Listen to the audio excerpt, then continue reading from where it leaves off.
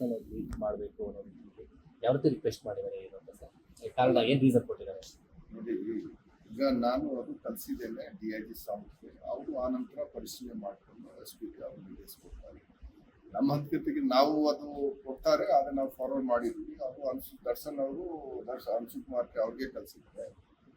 ಮತ್ತೆ ಈ ರೀತಿ ನಾವು ನೋಡ್ಬೇಕಾಗತ್ತೆ ಅವರು ಏನಂತ ನಾವು ಒಂದು ತೀರ್ಮಾನ ನಾವು ತಗೊಳ್ತೀವಿ. ಪ್ರಿಸನ್ ಮ್ಯಾನ್ಯುವಲ್ಸ್ಗೂ ಏನು ಕಂಡೀಷನ್ಸ್ ಇದೆ ಅದು ನೋಡ್ಕೊಂಡು ನಾವು ಮಾಡ್ಬೇಕಾಗುತ್ತೆ.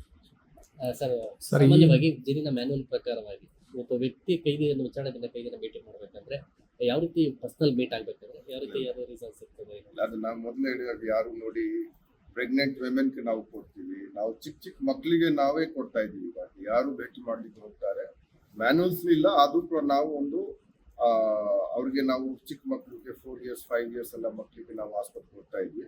ಯಾಕಂದ್ರೆ ಕೊನೆಗೆ ಏನು ಇರ್ಬೇಕು ನೋಡಿ, ನಾವು ಒಬ್ಬ ಗಾರ್ಜಿಯನ್ ಹಾಗೆ, ಜೈಲ್ದು ಕೈದಿಗಳದ್ದು ಗಾರ್ಜಿಯನ್ ಹಾಗೆ ನಾವು ಅವ್ರದ್ದು ಮಾನಸಿಕ ಆರೋಗ್ಯ, ಶಾರೀರಿಕ ಆರೋಗ್ಯ ಮತ್ತೆ ಜೈಲದು ಭದ್ರತೆ, ಸೆಕ್ಯೂರಿಟಿ, ಅಡ್ಮಿನಿಸ್ಟ್ರೇಷನ್ ಇದು ಚೆನ್ನಾಗಿ ಇರ್ಬೇಕು.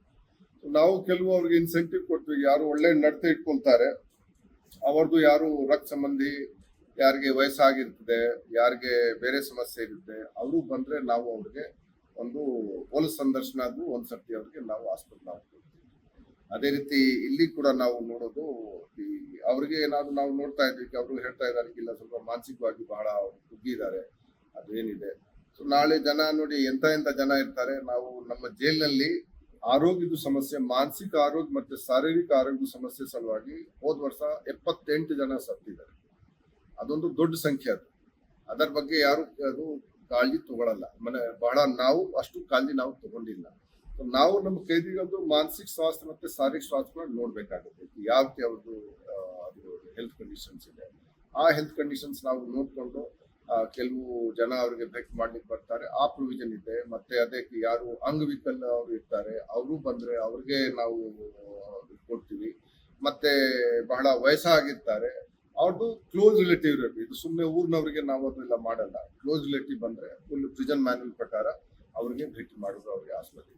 ಈಗ ಇವ್ರಿಗೆ ಭೇಟಿಗೆ ಅವಕಾಶ ಸದ್ಯಕ್ಕೆ ಕೊಟ್ಟಿದ್ದಾರೆ ಇಲ್ವಾ ಅಂತ ಸರ್? ನಾಳೆ ಇಲ್ಲ, ಈಗ ಅದು SP ಅವರು ತೀರ್ಮಾನ ತಗೊಳ್ತಾರೆ. ಸರ್, ತಮ್ಮನ್ನು ಕೂಡ ಭೇಟಿ ಮಾಡಿ ರಿಕ್ವೆಸ್ಟ್ ಭೇಟಿ ಮಾಡಿದ್ದಾರೆ. ನಮ್ಗೆ ನೀವು ಕೂಡ ಮಾಡ್ತೀರಿ, ನಮ್ಗೆ ಎಲ್ಲ ಜನ ಭೇಟಿ ಮಾಡ್ಬೋದು.